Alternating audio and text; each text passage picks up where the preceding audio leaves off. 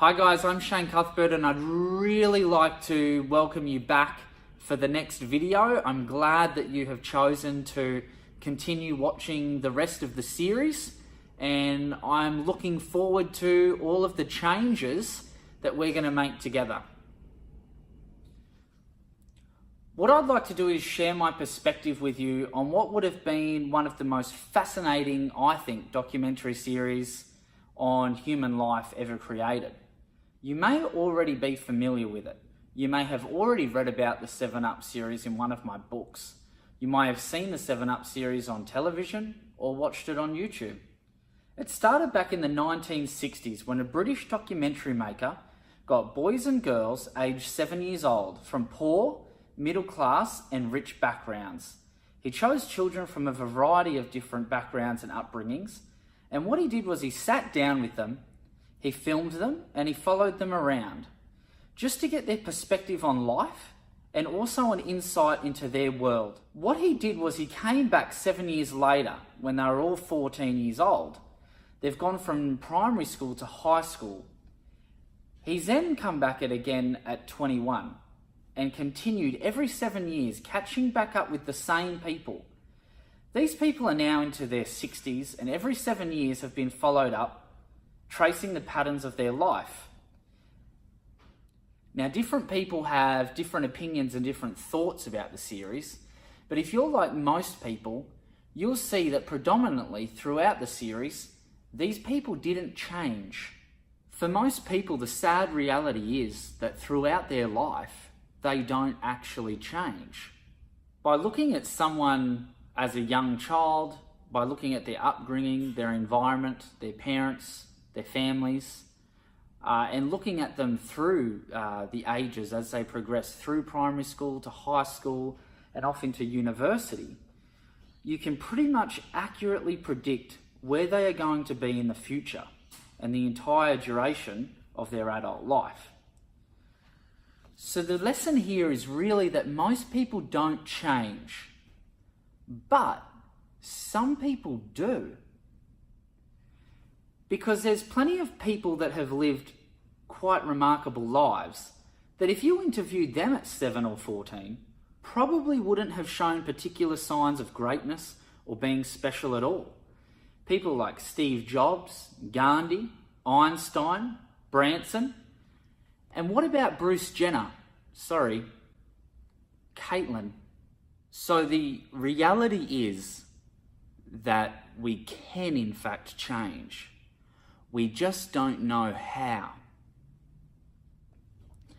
As humans, we can't help but operate in the same predictable patterns.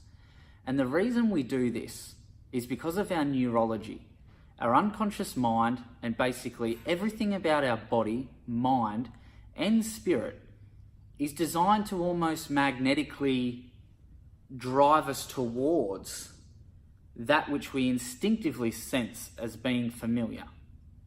We are just naturally geared towards familiarity and doing what we know from our past, which is exactly why most people don't change. Again, they can, they just don't know how. Have you ever known somebody in your life, maybe a friend that you've known for quite some time, and they just keep following the same patterns? They keep falling into the same holes. They keep ending up in the same situations they have always ended up in. Now, sometimes it's much more easier for us to identify that sort of thing when we're looking at somebody else. Sometimes it's hard for us to get introspective and look at ourselves. That's a difficult thing. The reality is that we all do this in some way, shape or form. It's perfectly natural. Other people may do things in a much more obvious way. Other people might do things in a much more subtle way. But we all predominantly follow the same patterns, the things that we know, the things that we've been taught, the things that we've learnt in the past. So in order to change, we need to not only understand that, but we also need to learn new ways of thinking, new ways of doing things, and new ways of moving forward. In my first book, I talk about a lot about caveman times. Now, in caveman times, if we go back, familiarity represents safety, okay? Because something that is unfamiliar could be quite dangerous. So think of a food that we haven't eaten before. That could potentially kill us. It could be poisonous. Think of an animal we haven't come across before. I mean, they could be poisonous or dangerous. They could be aggressive. They could, basically eat us. Back in caveman times, familiarity equaled safety. That natural, healthy, instinctive drive that's keeping us geared towards familiarity is essentially the same thing that's holding us back when we're trying to change. So when we're trying to change, it may be your eating habits or a relationship with somebody that you care about. Whatever the change you're making is, fundamentally, at the core, just making a change in general is not what we as humans are born or meant to do instinctually. So we first have to overcome that, which is a great hurdle. But once we overcome that, we can then start making a lot of the other changes that we want to make in our lives.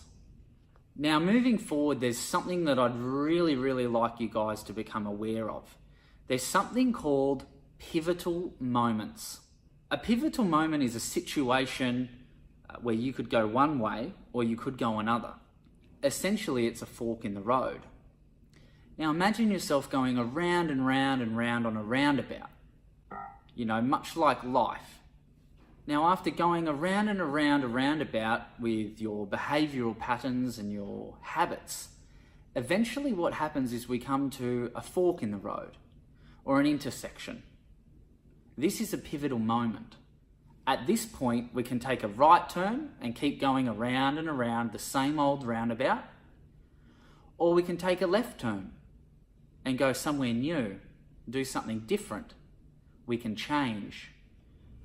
So if real change was that simple, why don't more people do it more often? Now, I'm going to give you the answer. It's because as human beings, we're so naturally geared towards familiarity that we would choose familiarity even if it's painful. Unconsciously, our mind is always working, behind the scenes and making us choose these decisions and doing these things that are familiar. So even if familiarity to you is painful, like a toxic relationship or an addiction or something that's hurting you or your family, our brains are just naturally wired to keep doing that thing simply because it's familiar. Now, you can call it a habit, whatever you call it, that's the answer. In the moments that people decide they're going to change, they're going to turn off that roundabout, they start feeling unnatural, they start feeling weird, they start getting anxiety. This is our unconscious mind telling us that, it doesn't want us to do this thing. It's looking out for our safety. Again, we talked before about how familiarity means safety. So unfamiliarity obviously means danger. So our unconscious mind is always scanning in the background, worried about when's the next danger, where's it coming from. And when you start driving your car off the roundabout, it's almost like the car is sort of saying, oh, hang on a second, that's not what you're doing. And then the car keeps driving itself. That's what our minds do constantly, all the time. Our unconscious mind is driving us, even if we're not aware of it. Now, we can become consciously aware that those feelings, those negative feelings that we're feeling when we take a turn off the roundabout are just a feeling. Nothing bad is going to happen. It's the direction we want to go. We've chosen that, and that's okay. But what are you doing in that split second? In that split second when you've made a choice or a decision to turn off the road, your unconscious kicks in, and it kicks in quicker than you. because you don't have time to think about it. Your unconscious mind is guiding you, and straight away will hit you with anxiety, will straight away hit you with, feelings of being weird or uncomfortable. You might feel sick. And that's just what happens. So the trick is trying to train ourselves, train our brains, train our unconscious minds to sort of, pump the brakes just a little bit, and let us go where we're going to go. Now, let me tell you how it's going to feel. It's going to feel like you don't deserve to change. You don't deserve to turn off. You don't have the opportunity. It's going to feel really uncomfortable. But you need to recognize in those moments that is just a feeling. Anxiety, fear, negative feelings of any kind, anger or sadness, they are just feelings. Now, what you choose to do with those feelings, with your actions afterwards, is up to you. But in those moments, when you're making a decision or a choice, if you can learn the ability to step back and think things through logically just a little bit more and pump the brakes on those feelings, you're going to find that eventually, after practicing that, you're going to be in the sort of, the frame of mind to change. And even changing will come naturally. You will find yourself going up to roundabouts, just turning off, every which way with ease, because you'll become then familiar with change. If you can train your mind to become familiar with change, you'll be able to change. You'll be able to read a book. You'll be able to change this. You'll be able to do a program and change that. You'll be an evolved person. You'll have a better life when you learn to do that. When you learn to do that process of change. So moving forward, I want to ask you a question. What is the difference between you as you're leaving the roundabout, you're going somewhere new? What's the difference between you and that person that's behind you that's still going around the roundabout? What's the difference? I'll tell you what the difference is. You have just simply recognized that those negative feelings are just feelings, and you've turned off anyway. Now, that person behind you, they were probably going to follow you. If not, they could have. They could have followed you. They could have went down the same path as you. They could have changed. You paved the way, essentially. But what they did is they got those feelings. They started getting anxious and nervous and, holding onto the wheel thinking, oh my God, I don't know, this doesn't feel right. This doesn't feel good. I don't know if I can do it. Self-doubt, all of these feelings and emotions started sort of spinning around their mind. And you know what they did? They just kept going. They just kept turning. That's the difference. That is the difference between somebody that changes and somebody that doesn't. It is that simple. Another trap that a lot of people fall into is that when they're out seeking help, looking to change, looking to make changes, or they're reading, they're not really looking to change. They don't really want things to be different. All they're really looking for is to validate the feelings that they feel. So, in other words, they're basically going out of their way. They're not looking for actual help. It looks like they're looking for help, but they're really just looking for someone to say, oh no, that's okay that you feel that way. That's natural. That's normal. Oh no, you don't have to change. No, everything's perfectly fine. Which in most cases it's not. So you also need to overcome that, because that's a little bit of a struggle and a little bit of a hurdle for us to deal with is those sorts of feelings. So are you here to validate yourself? If you are, I'm glad you're watching this video, and hopefully you learned something and you stop trying to validate yourself.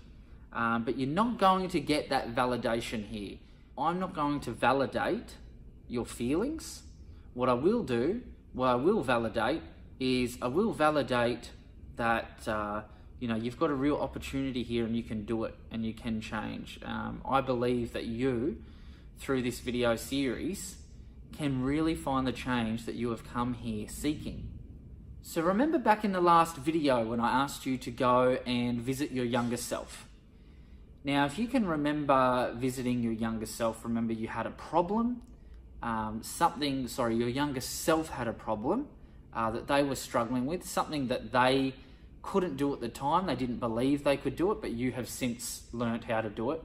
And you went back in time, to sort of explain or convince them that they'd be able to do it. Most people agreed that, their younger self just thought, oh, this is weird, and there was nothing that you could do or say to convince them. And here's the reason why. Because your younger self, back then in that last video, when you went to go visit them, it was unfamiliar to them. It was totally unfamiliar to them, and they chose to stick with familiarity. And the familiarity was that they didn't believe that they could do this thing, so they kept doing whatever else it was that they were doing at the time. So that's the reason why in the last video, our younger self, when you had that conversation with your younger self, was unable to take on board what you had to say and miraculously change, because it was unfamiliar. Change is unfamiliar. In fact, believe it or not, we are so geared towards familiarity that if someone came into your life right now and said, I'm going to take all of your problems away and I'm just going to give you solutions, we would be resistant to that. We would be skeptical. Some people would actually, cling to their problems and hold on to them a little bit tighter. We get a little bit sentimental sometimes with our problems. We want to hang on to them. They're ours. They're our problems. They're a thing. They're a possession. And it just feels like someone's trying to steal that from us. It feels like someone's trying to come along and steal a piece of us, a part of us. So with that in mind, if you are able to realize and understand and consciously be aware of yourself when you're having those feelings, you're having those thoughts and those feelings, you're going to be able to recognize each and every time that you are smack bang in the middle of those pivotal moments.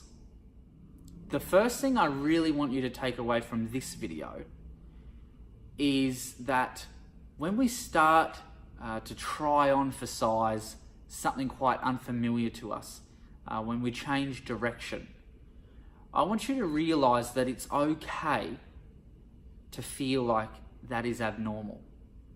It's okay for that to feel uncomfortable and unnatural. That's perfectly fine. And it's simply that most people don't realize that that's the way it's going to be, so they don't persevere with it. They don't keep up the consistency and the persistence to change. So throughout this video series, we're going to try on new ways of thinking, okay? And that can be quite overwhelming, but I want you to think about it this way. It's just like going to a clothing store, trying on a couple t-shirts, trying on some pants. You go to the change room, you try it on, you see how it looks, you see how it feels. If you don't like it, you can put it back, okay? If you love it, obviously you can walk out with it. If you really love it, you sort of rip the tag off and you give it to the person at the counter and you pay for it straight away. You walk out of the shop wearing it. That's it.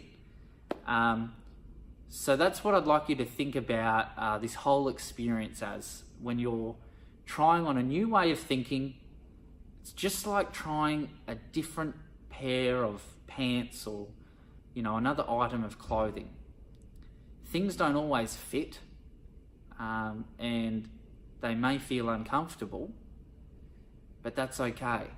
We're in this process of change now. Most people don't change from their upbringing, yet some people change enormously. So whilst most people can change, they often don't because they don't realise that it's normal to feel a bit vulnerable or uncomfortable during those crucial, pivotal moments. Those pivotal moments where you have the opportunity to break free from the painful roundabout you have been stuck on. It all comes down to how you recognise those pivotal moments and how you handle those thoughts and those feelings. In the following lessons, I will show you exactly what you can do to break free of the cycles you've been stuck in by trying on new ways of thinking.